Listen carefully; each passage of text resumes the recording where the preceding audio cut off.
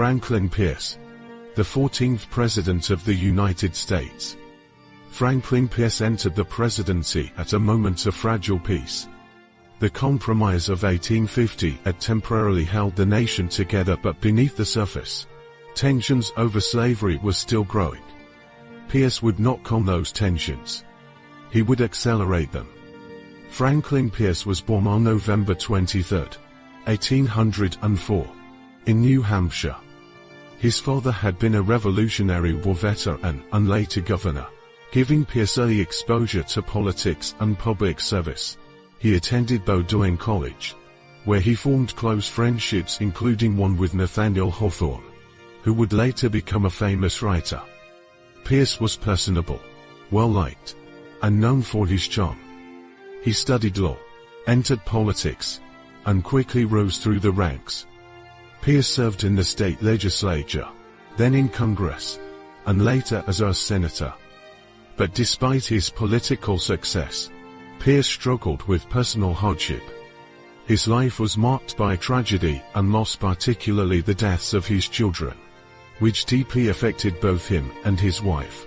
In 1852, Franklin Pierce was nominated by the Democratic Party as a compromise candidate.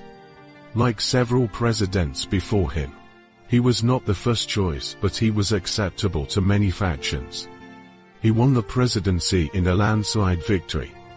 At just 48 years old, he became one of the youngest presidents in American history. But just weeks before his inauguration, tragedy struck again. While traveling by train, Pierce and his wife witnessed the death of their young son in a horrific accident. The event devastated them.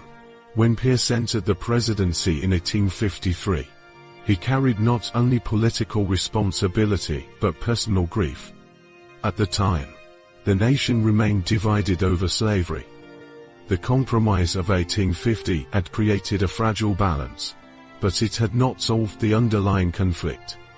In 1854, Pierce supported a piece of legislation that would change everything: the Kansas-Nebraska Act.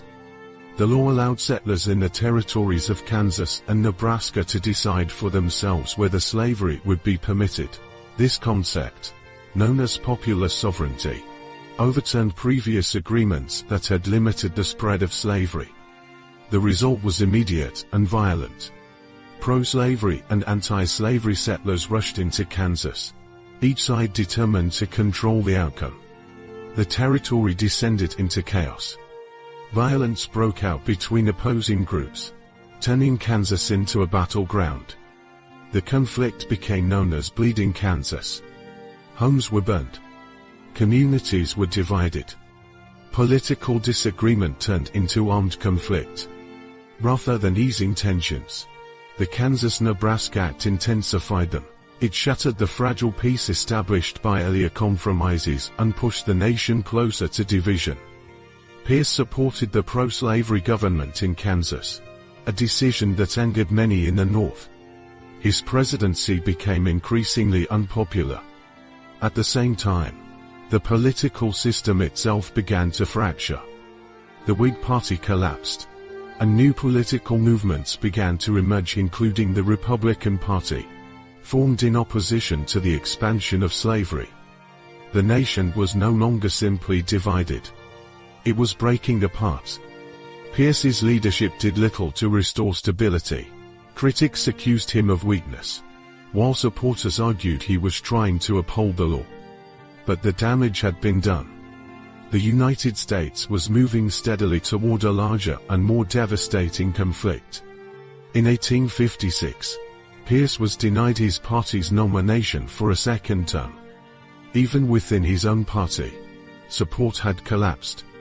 After leaving office, Pierce largely withdrew from public life. Franklin Pierce died on October 8, 1869, having lived long enough to see the Civil War that his presidency had helped make more likely. His legacy is one of consequence. He did not create the divisions within the United States, but through his decisions, he deepened them. Franklin Pierce presided over the moment when political conflict became violent, when compromise began to fail, and the nation moved closer to war. As his presidency ended, the crisis did not fade. It intensified. The nation now turned to its 15th president, a man who would face the same divisions but with even greater pressure. Next, James Buchanan.